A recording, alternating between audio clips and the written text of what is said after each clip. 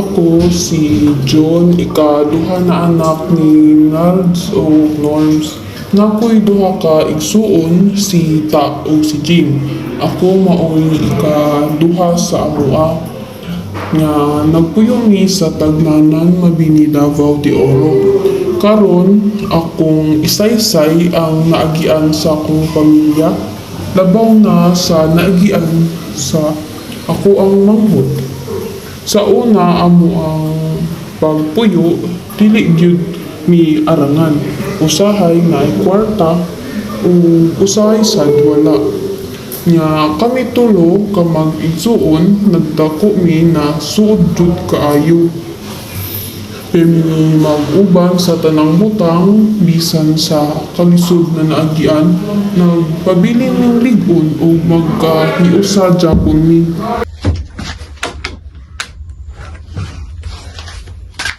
Mama naman. Liko. Yan ay.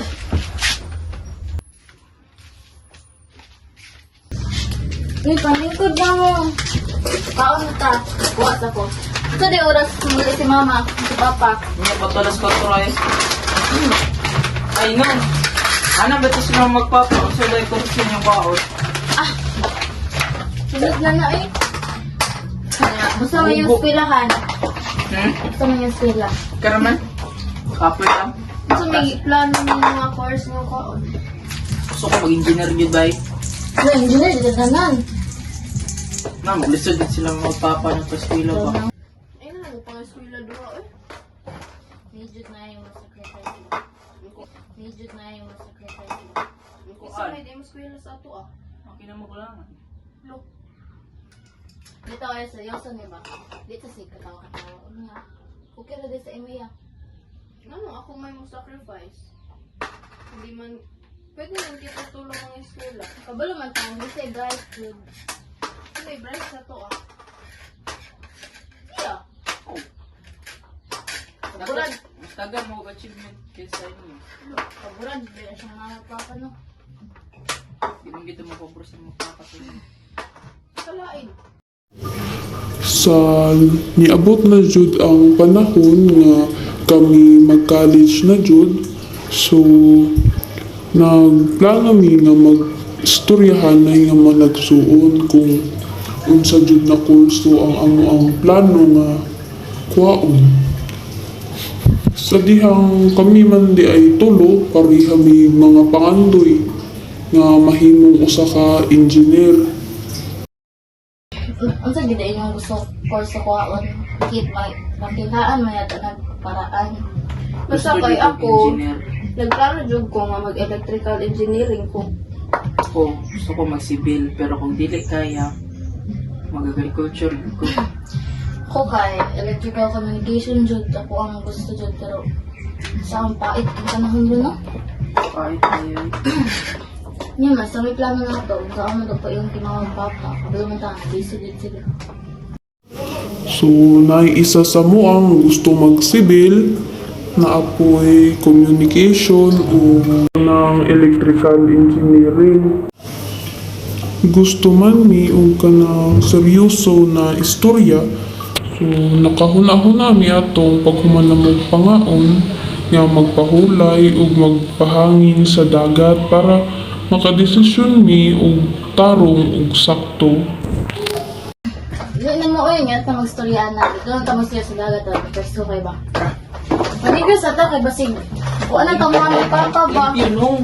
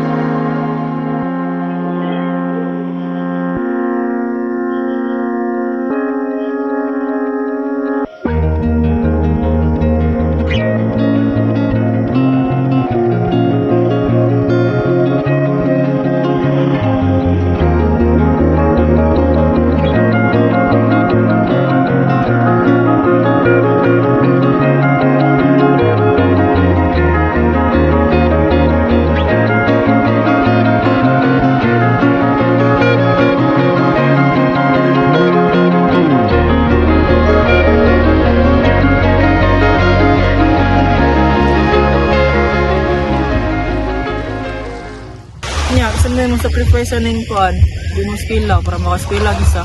Oh. Iwan mo ang mga magulang. Hindi mo undang. Mo yung realidad. Para sa makabang mo sa imong mga pagsulat. Sila si mama sa papa. Nya, okay sa inyo ha. Ano mo kaskwela, dili mo unfair nga. Ako rin dito eskwela na kamo wala. Dili, good. Unfair, good para sa amo. Pero wala man din mabuhat. Alam din na may suon. Hindi sacrifice para sa imo ha. Total. Ikaw man dyan ka ng pinaka-bright sa amo ha. Sakta, sila. Para pag-worth it ang muang pag-undang mo. Basta, ayun pag-give up. Mga na amo ang gusto sa imo sa mga kuya. Ay grabe. Dito sa biya nag trabaho nga nindot. Maglisod lang sa si mama at si papa mo. Muli na ta na, tapos na mama ron. Kaya ingat rin, malabas at ko. Ta?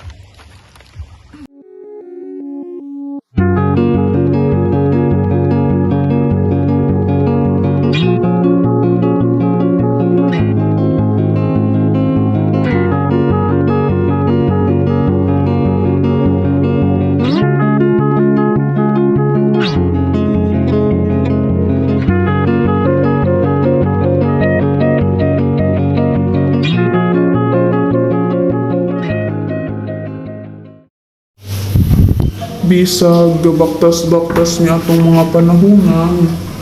Gahuna-huna na mi sa among future kung unsay buhaton ug among himuon para makatabang sa among inikanan ug mahatag ang kinabuhi na deserve jud nila.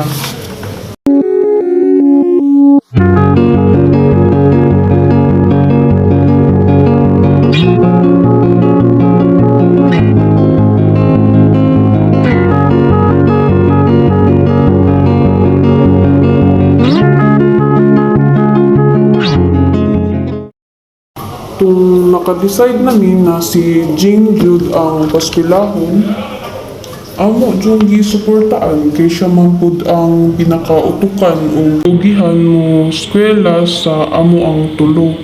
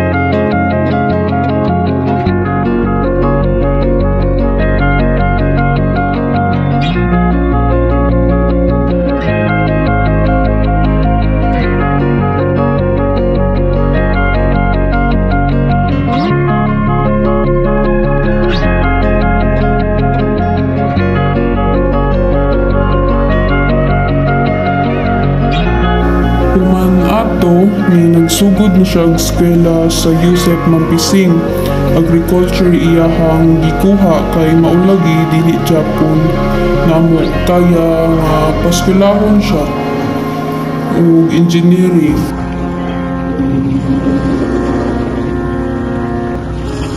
Uyan, eh.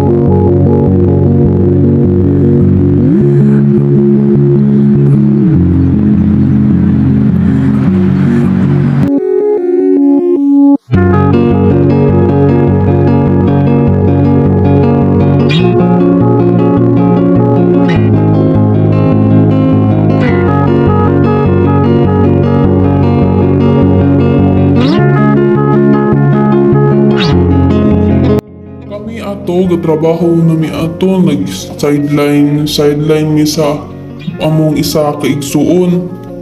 And miskan pag siya na lang isa, nagskwela sa amo ang tulo, dili gihapon kaya nga siya nga paeskwelahon. Maong nagkadugay, nag-agriculture na lang iyang gikuha dito sa Yusef. Para po duol ra, kaya raman sad baktason gikan balay hanggang Yusef. Sa pipila niya kaadlaw dito, nagskwela nakabati siya kalisod ug kakapoy tungod kay dili jud agriculture man jud iyahang gusto. Pero nagpabilin siyang ligon o naningkamot jud siya sa kada adlaw niya nga pagskwela. Kami nita, samtang among manghod kay nagskwela, so nangita na lang po mi mga sideline na pwede namong trabahoon aron lang makakita og kwarta. Kung pandungag na lang po na gastuson sa amoang panimalay o makatabang sa moang gilikanan. Kay wala biya joy trabaho ako ang amoang mama ato nga si papa maumao ra pud ang iyahang sweldo. So kami sideline na magbipisa para lang makakwarta, mga dugdagat para mangita o pwede namong sudanon para ang kanang kwarta nga amo ang nakuha para na lang na kang Jing sa iyang pag-eskwela. Kaning kamot jud ni pag-ayo, maulan, gabi, trabaho jud na amo ang gibuhat. So si samtang siya nga nagskwela, kami nita nangita mig pwede i-sideline namang limpisa para makakwarta o nagaadto sad mi dagat para mangita og panudan para ang kwarta na makuha namo para na lang kang Jing sa iyang pagskwela. Uy, mga plan niya lang ka trabaho. Bitaw no, kanang murag sa unsa ta ba, pangsudlan ba, para sa makaduwag-dungag kay si kaya ba'y kapoy kayong kamay kay kita dire. Bilang sad ni, maupo ka trabaho ato ba. Kita ba, daghan para sa Ma-start lang kita. Diwasod sa ito ni.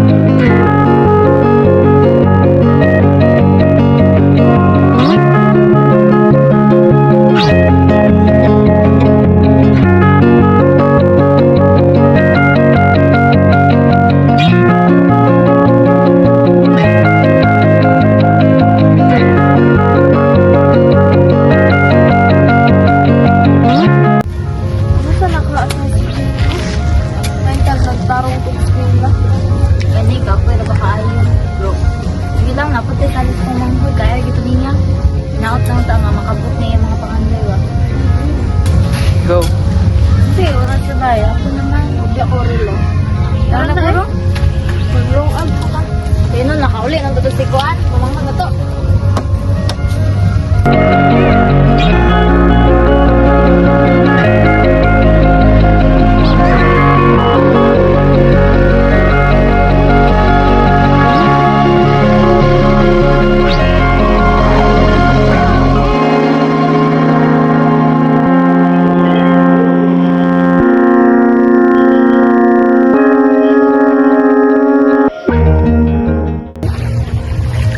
Kuya nih. Kan ini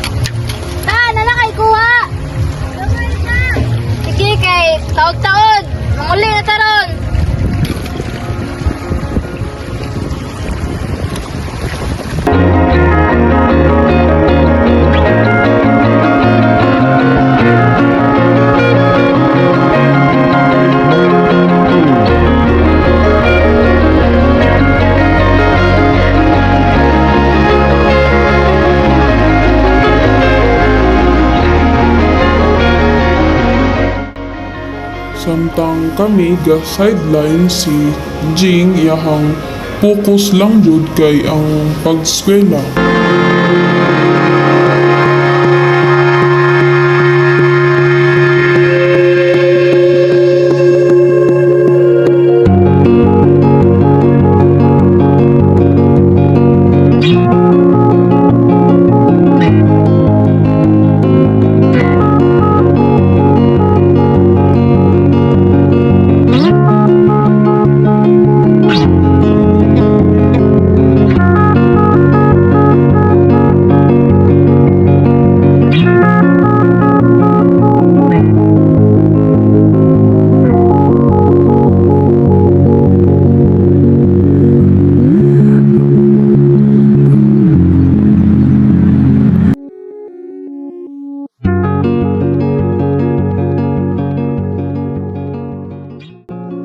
Sa niabot nga panahon nga nagplano mi nga mangita og trabaho, pero ang saong taman nga lisod man jud baka kitag trabaho labi na wala kay nahuman ba. So ningkamot mi pangita sa ako isa ka igsuon, ningkamot mi pangitang trabaho. Hangtod sa kagabi kapoy na mi uli mi balay. Tama pud ato nga panahon na ay ni chat sa kuha ba nga parinti lang gihapon na mo dito sa pantukan na siya gi-offer sa kuha nga trabaho. So sa walay pag duha-duha ako adjong gi-grab kay opportunity naman na ba nga makatrabaho ko makita ko sweldo nga tama para sa mua. Samantalang si katong isa namo ka igsuon nagpabilin sa balay para makauban si papag trabaho ba sa magsikyo. To nagbulag mi dito ako naagpantukan si Jing nagpadayog skwela ang isa naguban kang papa. Anya, dawat mo. Okay? Kainit-init ra dito niya. Okay. Nakoy plano ba? Diyan. Dito na lang ako sa pantukan, no? Kay naapay ni chat sa kuha nga naadoy opportunity dito, Ay lang sa turong ko, kauban si Papa. May doon trabaho dali. Kamu good kung asa mo kuan. Iyang sa inyong trabaho. Sa dong, pagtarong sa eskwela dong ha.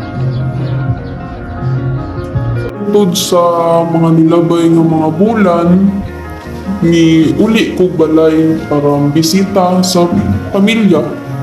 Nga, pag uli ni Jing na siya'y gibalita sa mua nga lagi na siya'y opportunity nga makaadto sa laing nasod. So kato, nasturyahan na mo nga sige, buhata, i-grab na kay opportunity naman na nimo.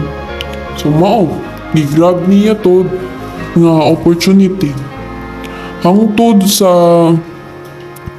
makagraduate si Jing, lipay kaayo mi kay ang amuang pagsakripisyo nga pag-undang namog eskwela duha na paid off ni Jing.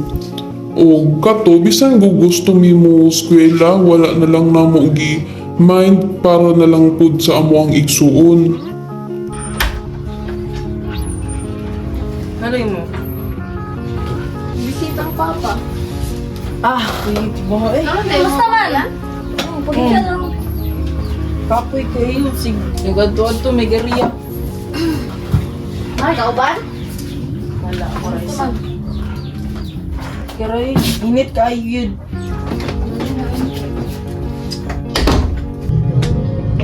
Manong, naikuan ngayon na ba? While nag-meeting ni kanina, may opportunity nga na kuha na po. Ayun na. Pero dili mo. Kuan man, sa layo man kumasay. Sa kuan, anang kumpanya nga, kuan daw sa Cambodia, nag-hiring sa dito kung mga supervisor. Inyo, magamit na imuhang course na agriculture. Oo, kaya nag-hire na sila mga farmer dito, mga supervisor. Oh. Ikaw, kaya din mo trabaho layo. Kaya ano na lang niya, may matimba ni Papa din. Naman na siya. Tama ko. Di magduaw-duaw na lang kung kailangan. Yeah. Hirang pag kumatrabaho, kung may kaugat si Papa, balute pa. Sakit na siya. Pagutan yung dito Ang pinakalisod nga na agian namo sa mo ang kinabuhi kay ang wala damha nga pag-atake sa stroke ni Papa. Kaguol amo ang nabati ato nga panahona kay ang niabot sa kuang storya samtang naapamang ko ato sa pantukan, igo raman daw to siya naglingkod, nagpuna-una, nagmuni-muni sa kinabuhi ba kay mao man na iyahang ginahabit jud if madagabi maglingkod. Sa dihang iyahang pagtindog, nalipong daw to siya o natumba. Wala na adto pa og hospital kay tungod sa kakulangan sa kwarta o sa kalayo pud sa amo ang lugar. Kato nga panahona nawad-an jud mi og kana sa tanan kay si Papa wala na mi sandalan sa mo ang kinabuhi ba.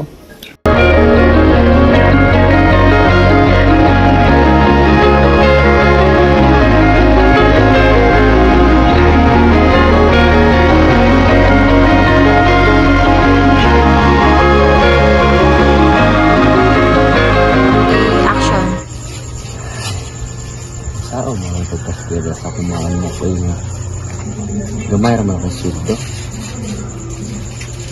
Dili man paigo para paskwela sa ilang tulo.